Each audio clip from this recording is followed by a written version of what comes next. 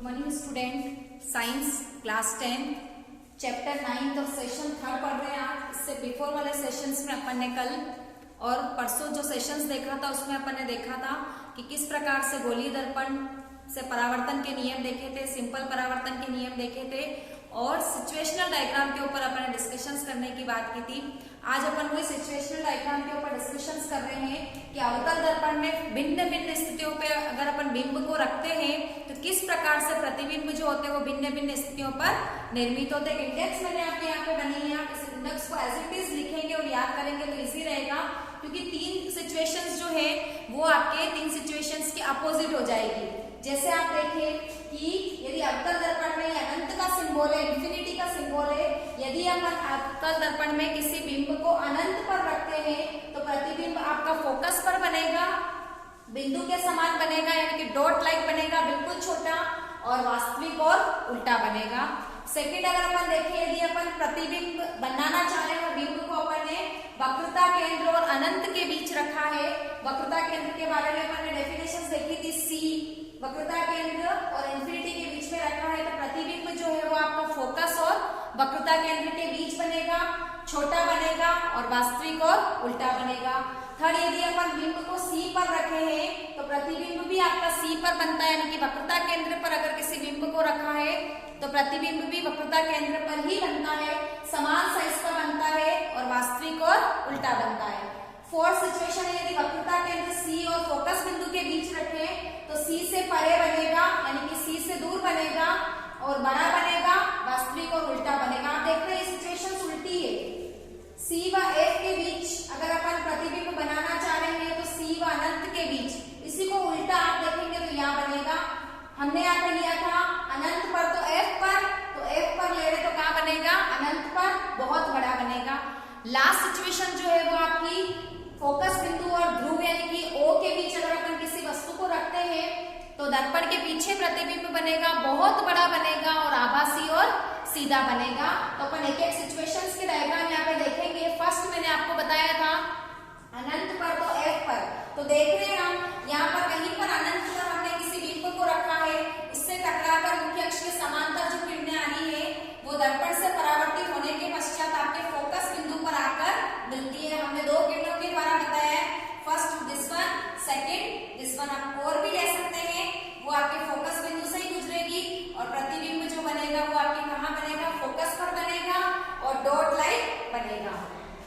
Second अगर अपन देखें वक्रता केंद्र सी व अनंत के बीच, ये आपका सी है और ये आपका अनंत है। अनंत से कोई बिंब रखा है, कोई वस्तु है, उससे टकराकर अगर किरणें आ रही है तो हम देख रहे हैं कि मुख्य अक्ष के समांतर आने के पश्चात फोकस बिंदु से गुजर रही है, दूसरी किरण जो है वो आपके फोकस बिंदु से गुजर रही है और तीसरी सी से।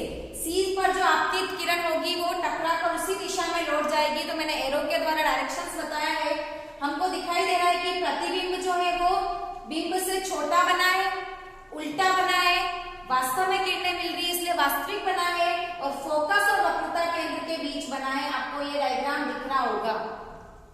थर्ड देखिए सी पर, देखिए हमने सी पर बिंब रखा है तो प्रतिबिंब भी सी पर ही बना है, बड़ा नहीं बना है, समान साइज का बना है।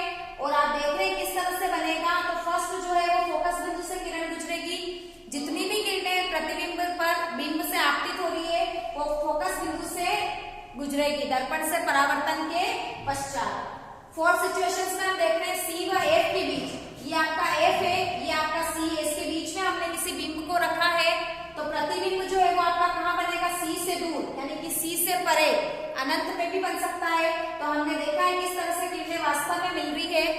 फिफ्थ सिचुएशंस में देख रहे हैं एफ पर तो अनंत पर बनेगा, ये जो किरणें परावर्तन के पश्चात किरणें जा रही है ये आपके समांतर किरणें नहीं है, किरणों के बीच में गैप कम होता जाएगा तो कहीं ना कहीं ये किरणें अनंत पर जाकर मिलेगी और प्रतिबिंब का निर्माण करेगी। लास्ट वाले सिचुएशंस में थोड़ा सा ध्यान देंगे हम, एफ व ध्रुव के बीच देख रहे हैं ये आपका एफ है और ये आपका दर्पण का ध्रुव ओ है, इसके बीच में मैंने किसी बिंब को रखा है तो परावर्तन के पश्चात जैसे ही यहाँ से देखिए बिंब से किरण निकली और ये परावर्तित हो गई, ये आपकी किरण निकली और परावर्तित हो गई, ये किरणें जो है वो समांतर किरणें होगी, कहीं नहीं मिलेगी।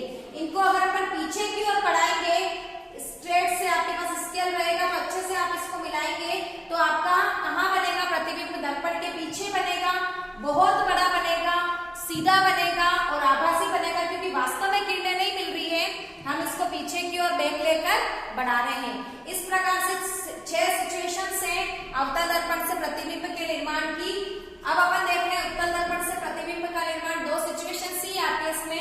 पहला है अनंत पर, तो दर्पण के पीछे फोकस पर बनेगा, डॉट लाइक बनेगा, आभासी और सीधा बनेगा।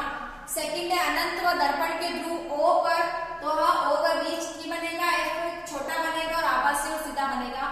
उत्तल दर्पण में दोनों ही सिचुएशन डायग्राम जो है वो आपके हमेशा आभासी और सीधे ही बनेंगे।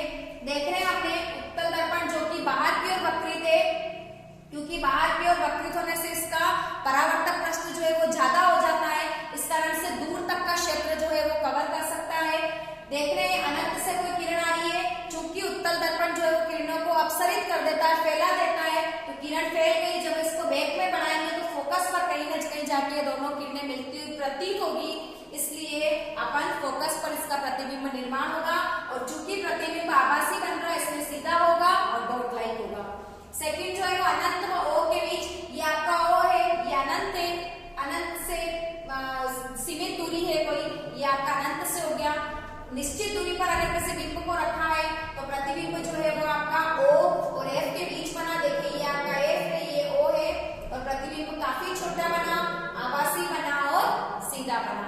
इस प्रकार से बोर्ड में आपके सिचुएशनल डायग्राम पे भी क्वेश्चंस बनता है, या तो आपको अधूरा डायग्राम दे देंगे कि इसको पूर्ण करो, या आपको क्वेश्चंस देंगे फॉर एग्जांपल कि अगर अवतल दर्पण में किसी बिंब को वक्रता केंद्र पर रखा जाता है तो प्रतिबिंब की स्थिति आकार के बारे में बताइए। तो हम लिखेंगे कि प्रतिबिंब की स्थिति C पर होगी, समान साइज का बनेगा और वास्तविक और सीधा उल्टा बनेगा। वास्तविक प्रतिबिंब हमेशा कैसे बनते हैं? उल्टे बनते हैं। अब देख रहे हैं अपन उपयोग, अवतल दर्पण और उत्तल दर्पण के क्या उपयोग है। तो सैटेलाइट डिश जो हमारे घर में सैटेलाइट डिश लगी होती है, उस पर जो दर्पण लगा होता है वो आपका अवतल दर्पण होता है। सैटेलाइट उपग्रहों के द्वारा आने वाली किरणों को ये अवतल दर्पण अपने अंदर एक पुंज के रूप में लेता है और ट्रांसफॉर्मर को ट्रांसफर करता है। परावर्तक टेलीस्कोप, सूर्य, चंद्रमा और ग्रहों के या तारों के बारे में अध्ययन करने के लिए जो परावर्तक टेलीस्कोप होता है उसके उपयोग में भी अवतल दर्पण का उपयोग होता है। हालांकि सूर्य के प्रतिबिंब को हम सीधी आंखों से नहीं देखते, उसका या तो पर्दे पर प्रतिबिंब देखा जाता है या कुछ विशेष प्रकार के उपकरणों की सहायता से उसको देखा जा सकता है। शेविक दर्पण में चेहरे को बड़ा करने के लिए अवतल दर्पण का उपयोग होता है। जो हमारी मोटर गाड़ियां, कार वगैरह है, इसकी जो हेडलाइट्स होती है, इसमें बल्ब के ऊपर जो गोलाकार दर्पण लगा होता है वो आपका अवतल दर्पण होता है। क्योंकि अवतल दर्पण किरणों को अपसारी करता है, पास में लाता है, तो हेडलाइट में सारी बल्ब से निकलने वाली किरणें अवतल दर्पण से गुजरकर एक निश्चित स्थान पर दूर तक जाती है और एक निश्चित पुंज तक जाती है। अगर अपन उत्तल दर्पण लगा देंगे तो किरणें फैल जाएगी, तो फ्रंट जो रोड है वो आसानी से अपने को दिखाई नहीं देगा।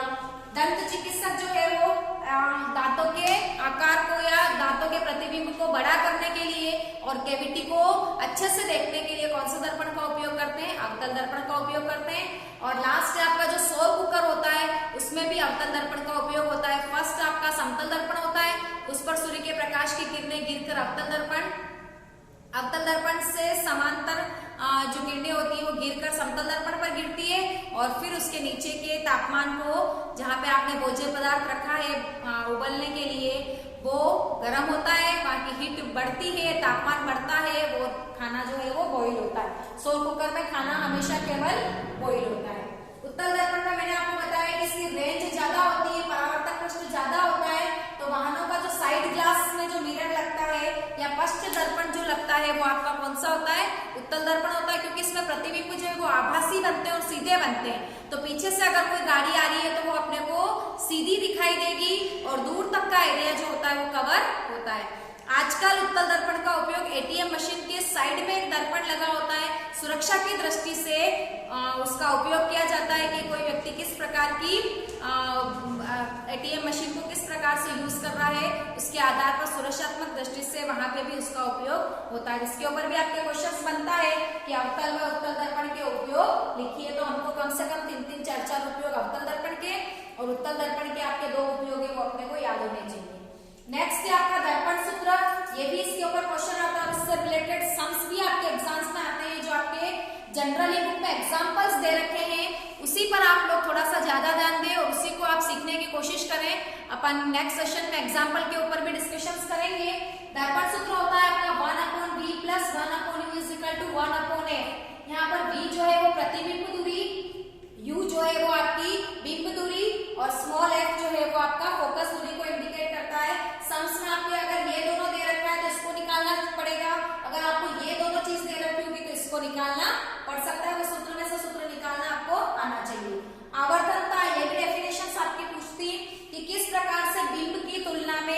के अनुपात में प्रतिबिंब कितना बड़ा बना।